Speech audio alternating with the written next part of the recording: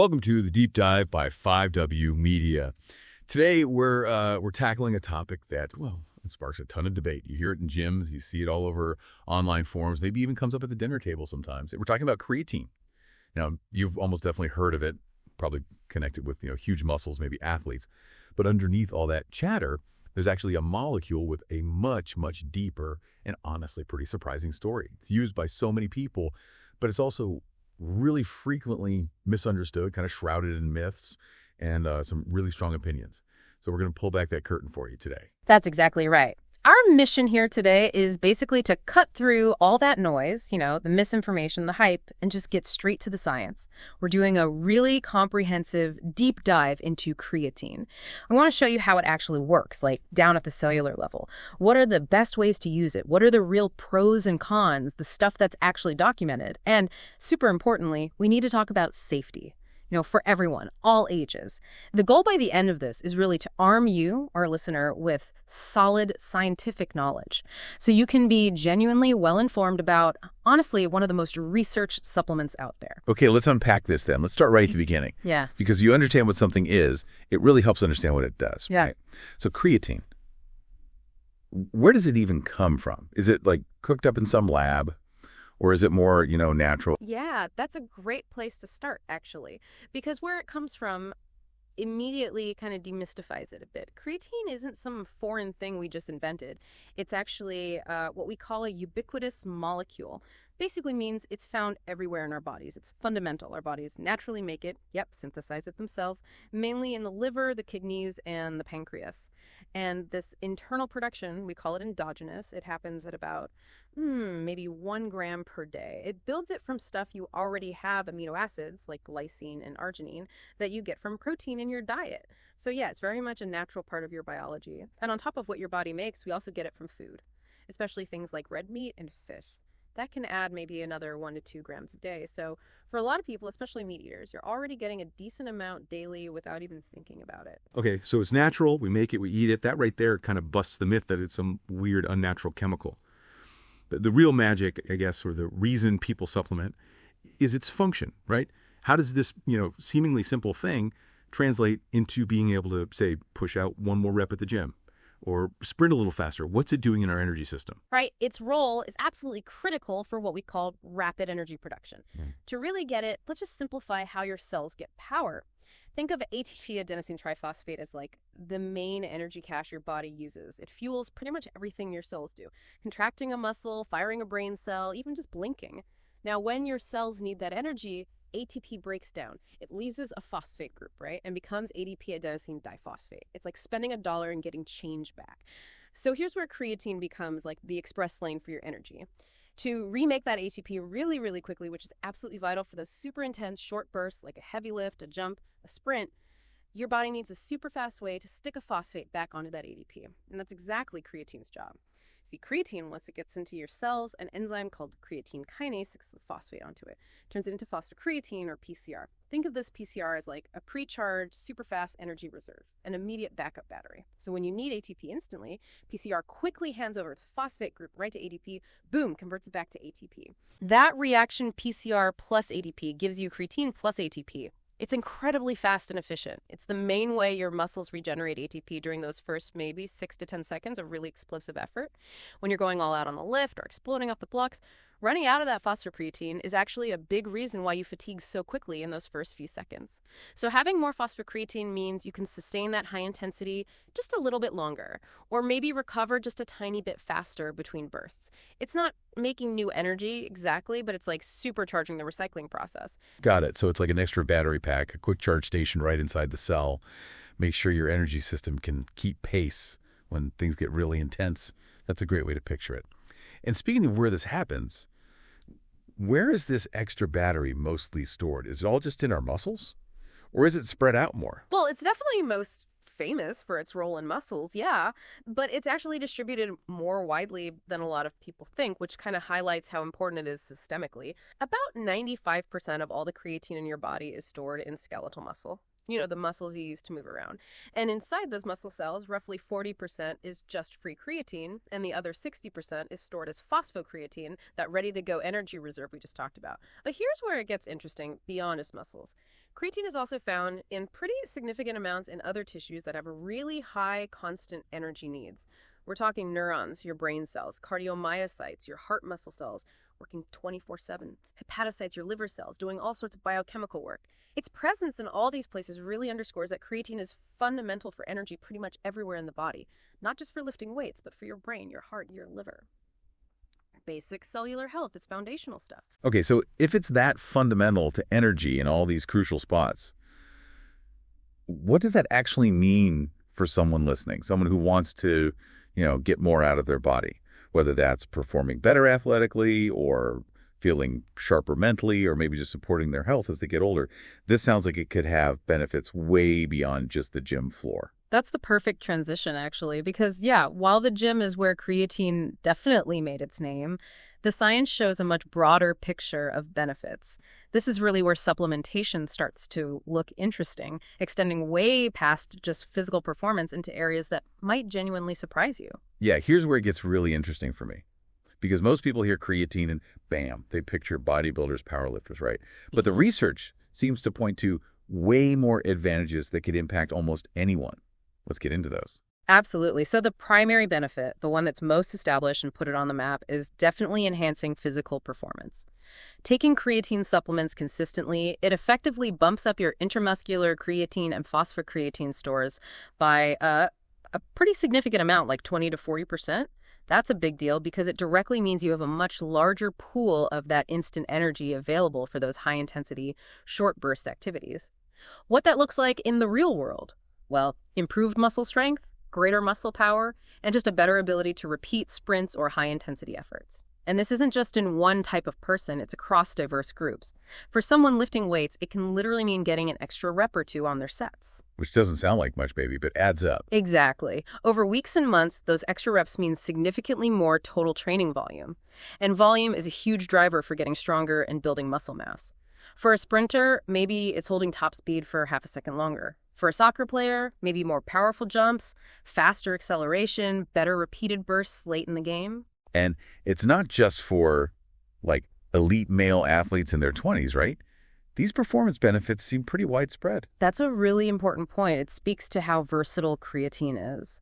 These benefits we're talking about, they're consistently reported across genders, so men and women, and across different age groups too. We see improvements in adolescent athletes and younger adults just trying to get fit, and really significantly in older folks who are trying to maintain strength and function as they age. It really does work as a performance enhancer for a very broad spectrum of people. Okay, beyond just performing better during the workout, what about afterwards? Recovery's huge, right? For making progress and not getting run down. Does creatine help there? It seems to, yeah. There's definitely promise there. When you train hard, your muscles get tiny tears, there's inflammation that's normal, it's how you adapt. Creatine seems to help by supporting the energy levels and the integrity of those muscle cells during the recovery process.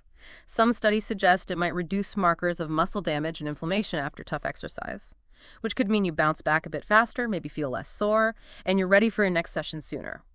It's about optimizing the whole cycle, not just the workout itself. Now, this next one, I think this genuinely catches people off guard. Because like we said, creatine equals muscles in most people's minds. But the brain, are there cognitive benefits too? Does it help more than just, physical energy? Yes. And this is a super exciting area of research right now with more evidence coming out all the time. It really broadens how we think about creatine. Just like it helps with that fast ATP energy recycling in muscles, it does the exact same thing in all cells, including your brain cells. And your brain is incredibly energy hungry, right? Constantly firing neurons, processing everything. So making more ATP available quickly in the brain can lead to better overall cognitive function. Some studies have shown it might help reduce brain inflammation. And inflammation is linked to a whole host of issues: cognitive decline, certain neurological diseases, even things like depression. Think about what more energy for your brain could mean. Maybe better focus, improved memory, faster thinking, more mental stamina, especially if you're, say, sleep deprived or doing really mentally taxing work. We also hear anecdotal stuff from our sources, people reporting better mental clarity, less brain fog, maybe even a bit of a mood boost. It really drives home that creatine's job as an energy buffer works system-wide. It's good for your biceps, yeah, but maybe for your brain too. That's pretty significant, almost a whole different way of looking at it for a lot of folks. So not just bigger arms or faster sprints, but maybe a sharper mind, more resilience.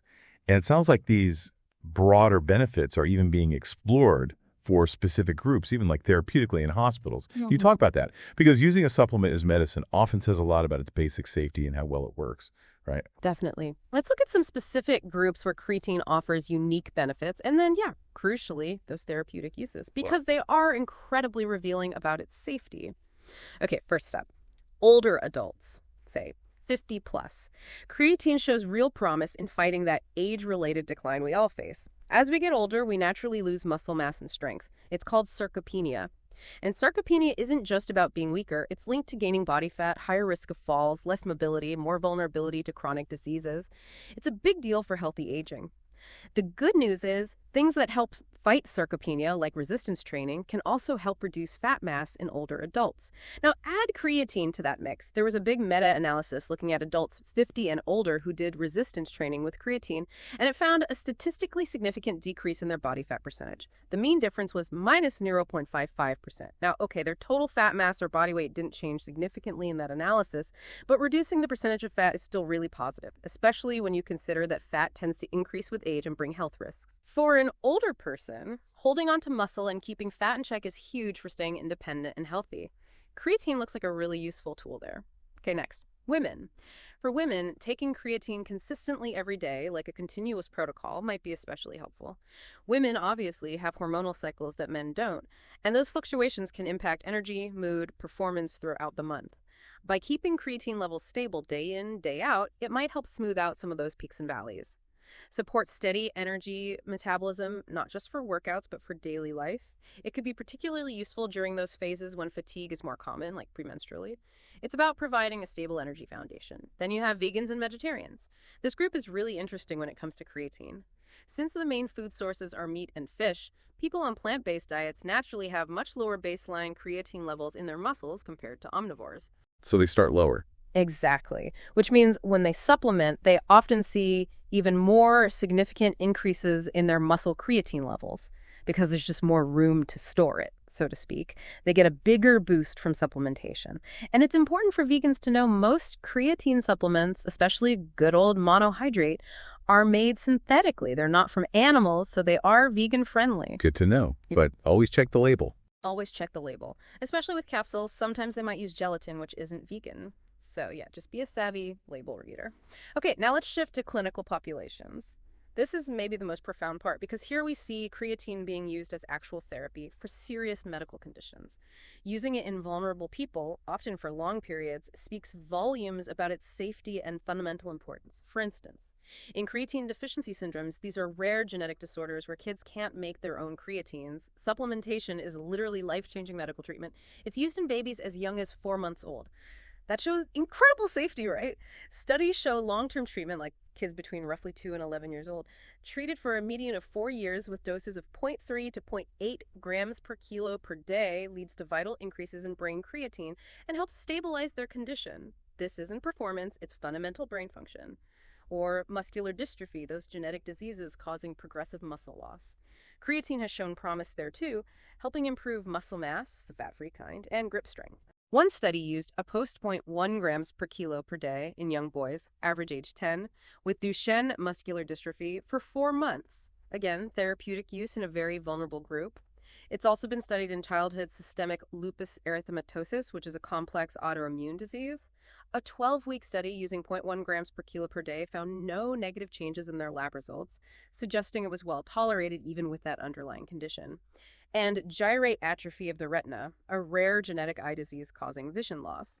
Creatine's been used therapeutically there too in patients from age 6 up to 31. Some of the kids under 18 in those reports were treated for a median of 5 years. That kind of long-term use in children really shows the medical confidence in its safety for specific needs. And beyond those, there's research looking at creatine for neurodegenerative diseases like Parkinson's or Huntington's, where energy support is key. For recovery after traumatic brain injuries, even potential roles in autism, possibly by supporting brain energy. It's shown benefits for muscle strength in congestive heart failure patients who often suffer muscle wasting, and even positive effects in knee osteoarthritis, likely by helping the muscles around the joint. Wow, that really paints a picture of something much more fundamental and versatile than just a gym supplement. But it brings up that crucial question again. If it's used therapeutically, often in babies, kids, people with serious illnesses, sometimes for years, what does that tell us about its general safety for healthy people just looking for an edge or better health? It seems worlds apart from the risky, scary supplement as some headlines might make it out to be. It's an excellent point. And yes, that widespread established therapeutic use is probably one of the strongest arguments for its exceptional safety profile. It really flips the script. But before we dig deeper into tackling those safety concerns directly, let's cover the practical stuff everyone needs to know. Like, what type of creatine should you actually buy? And how do you take it properly for the best results without maybe upsetting your stomach? Right. Types of creatine. You see a few different forms advertised, but honestly, creatine monohydrate is absolutely the gold standard, period. And there are really solid reasons why it's the go-to recommendation. First, it has super high bioavailability, means your body absorbs and uses it really, really well. What you take actually gets to your muscles and other tissues. It's scientifically proven over and over to effectively increase creatine levels where you need them. And crucially, cannot stress this enough, creatine monohydrate has an incredibly extensive safety record. We're talking decades of peer-reviewed research, countless studies, all sorts of people. Plus, just practically, it's generally way cheaper than the other forms you might see, like creatine ethyl ester or hydrochloride. Those newer forms often don't have anywhere near the same amount of solid research or long-term safety data behind them. So really, the advice is simple. Stick with the tried and true. Monohydrate is effective, safe, and usually the best value. Okay, so if it ain't broke, don't fix it. Monohydrate it is. But practically, how do you take it? I've heard people mention powder being a bit gritty or having a taste while capsules are easier. What's the best approach for actually getting it down consistently? You're right. Consistency is key. And yeah, personal preference definitely matters here. Monohydrate usually comes as a powder, and that's typically the cheapest way to buy it per serving. Some people do find it has a very fine, slightly gritty texture, maybe a tiny bit bitter, especially if you don't mix it super well.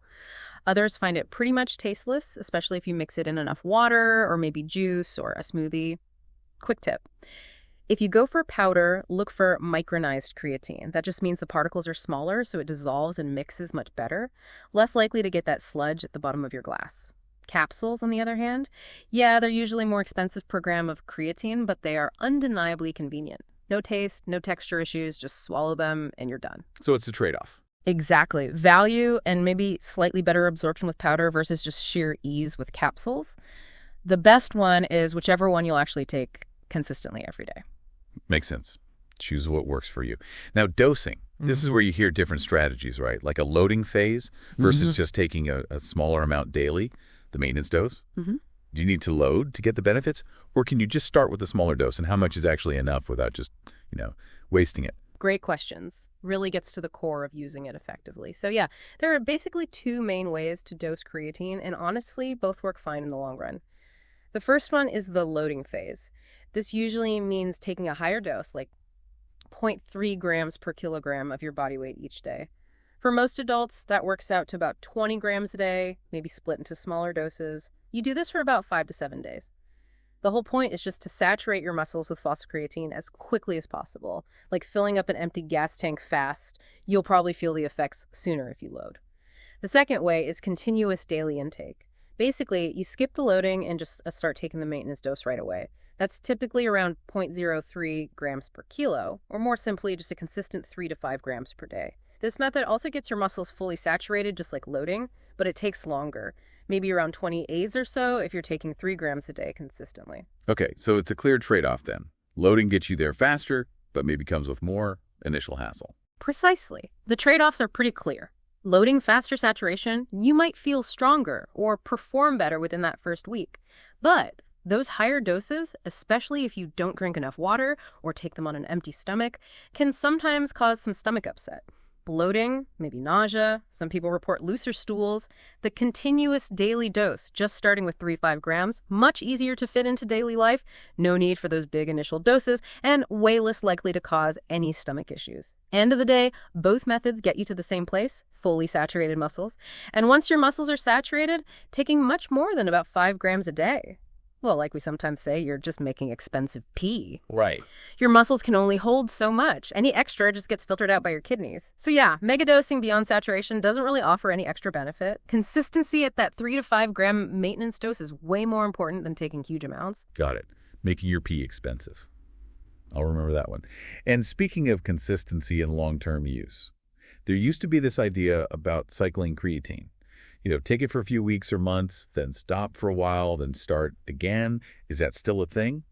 Or is it okay to just stay on it? Yeah, the cycling myth. That's another one that hangs around. It kind of came from the earlier days of creatine research when maybe people weren't sure about long-term effects. The thinking was maybe you needed to cycle off to let your body's natural production recover or to avoid potential side effects from continuous use. But the current science really paints a different picture. We know that when you stop taking creatine, it takes quite a while, like 4 to 6 weeks, for your muscle levels to drift back down to where they were before you started. So it takes a while to lose the saturation. Exactly. Which kind of argues against frequent cycling if you want to keep those levels topped up. But more importantly, the bulk of the evidence now, from lots of long-term studies, strongly suggests that cycling just isn't necessary. In fact, given all the continuous benefits, sustained performance, the potential cognitive stuff, overall cell health, especially as you age, there doesn't seem to be any real scientific reason to cycle off. Consistent long-term daily use seems to be the way to go to maintain those benefits. Of course, like with any supplement, if you have underlying health conditions or you're on medication, it's always smart to chat with your doctor or a dietitian first, just to make sure it's right for you personally. That makes total sense. If it's working and it's safe, why stop? Yeah. Okay, but let's be real. No supplement is completely free of any reported downsides, right? Even if they're minor or misunderstood. So let's tackle the common concerns people have. Let's really dig into the safety profile. What are the most frequent side effects people actually report experiencing? Right. The most common one, and yeah, let's put side effect in quotes maybe, is that temporary water retention and the weight gain that can come with it. Creatine is hygroscopic, meaning it loves water. It pulls water into your muscle cells. So this causes a temporary increase in your total body weight. But importantly, it's mostly water weight within the muscle, contributing to what we call fat-free mass. It also leads to muscle volumization, makes your muscles look and feel fuller. Now, for some people, like bodybuilders going for that pumped look, or maybe someone with muscle wasting where cell hydration is good, this is actually a desired effect. But for others, maybe someone really sensitive to scale weight changes, it might feel like an unwanted side effect, feeling a bit fluffy or seeing the scale jump a few pounds initially. The key thing to remember is that water is inside the muscle cell, helping it function, not just general bloating under the skin. And crucially, if you build actual muscle tissue while you're taking creatine, stopping the creatine won't make you lose that muscle. You'll just lose the extra water stored in the cells as your levels go back down. The gains you made are still there. Another thing people sometimes report, especially when they first start, is gastrointestinal discomfort. Some individuals might experience things like abdominal discomfort, maybe mild constipation, or sometimes the opposite, loose stool. Nausea is occasionally mentioned too. This seems more likely during that loading phase with the higher doses, or if someone takes a large single dose, like 10 grams or more at once. It often seems to be dose dependent. Okay, so for those who might run into some stomach issues, what are the practical tips? How can you minimize that discomfort? Yeah, there are a few simple things that usually help based on research and just user experience. First, like we mentioned before, drink plenty of water with the creatine. Since it pulls water, giving it lots of water helps with absorption and dilutes it in your gut, reducing potential irritation. Second, taking it with food or right after a meal can also help buffer it and make it easier on your stomach. And as we discussed with dosing, just opting for that continuous low dose, like 3 to 5 grams a day, instead of loading, that's probably the single best way to minimize the chance of any stomach upset right from the start. Slow and steady often works best for comfort. Right. Okay, now let's talk about the big one. The one that generates endless forum threads and gym whispers. The hair loss thing. What's the real story there? Is there any truth to it? Does creatine actually make your hair fall out? Ah, yes. The hair loss myth, it is incredibly persistent, isn't it? This needs a really direct, thorough answer. So the claim, the rumor, is that creatine increases your levels of DHT, dihydrotestosterone. And DHT is linked to male pattern baldness for sure. Yeah, absolutely, it is. In men who are genetically susceptible, DHT is the primary culprit in shrinking hair follicles, no question there. But the connection to creatine, this is where it gets really shaky. This whole idea pretty much stems from one single study, just one, from way back in 2008 or 2009. And let's talk about why that study is, frankly, problematic. First, tiny sample size, like only about 15 guys. That's not much to base a huge claim on. Second, they were using massive amounts of creatine daily, way more than the standard recommended dose. But here's the absolute kicker. The results of that single study have never been replicated. Despite tons more research on creatine since then, no other independent, well-designed study has found that creatine causes a significant increase in DHT levels or leads to hair loss. It's an outlier, a finding that just hasn't stood up to more rigorous science. And just to be crystal clear, creatine itself cannot contain DHT. They're totally different molecules. The concern was always about whether creatine might increase your body's own production of DHT. Great. That distinction matters. It does. And when you look at anecdotal reports, well, baldness happens naturally to a lot of men, right? So it's really hard for someone to say for sure my hair loss is because of creatine, especially when millions take it without any issue. The overwhelming scientific consensus, based on way more robust research, just does not support a link between creatine and hair loss. It really seems to be a classic case of one flawed study getting blown way out of proportion. Okay, that is a massive clarification and probably a huge relief for a lot of listeners. It sounds like a whole lot of worry based on some very thin, unreliable evidence from way back. All right, moving on to what people often see as the really serious safety questions. Kidney and liver function. What does the science say about creatine's impact on these vital organs? Is it safe? Yeah, this is another area where, thankfully, the scientific evidence is incredibly clear and overwhelmingly reassuring. There is just massive evidence from countless published, randomized, controlled trials that strongly support creatine's excellent safety profile in healthy adults. These aren't just short studies either. They've run from days long up to 5 years long, and they consistently show no adverse changes in standard clinical markers for kidney or liver health. The old concern about creatine stressing the kidneys, that's been looked at specifically again and again in multiple rigorous studies, and they found no negative impact on kidney function in healthy athletes or in the general population, even with consistent long-term use. There was even a study that addressed a theoretical worry about whether creatine could lead to forming harmful compounds called carcinogenic heterocyclic amines in the body. That study found creatine was totally unrelated to that process, just another piece adding to its clean safety record. So the data really, really strongly indicates that for healthy folks, creatine doesn't pose a significant risk to your kidneys or liver. It's honestly one of the most thoroughly studied supplements we have from a safety perspective. Just briefly, other things sometimes mentioned anecdotally, maybe severe acne flare-ups for some, or occasionally heartburn. For heartburn, some sources suggest maybe upping your fiber intake or just making double sure you're drinking enough water could help. But these seem much less common and usually manageable. Okay, so for healthy adults, the picture is overwhelmingly positive. Decades of research pointing to it being remarkably safe. But given that it pulls water into the muscles, like you explained, is there anything really crucial people need to keep in mind, like hydration, just to make sure they get the benefits safely and feel good? Absolutely. Hydration isn't just like a nice to have with creatine. It's critically important.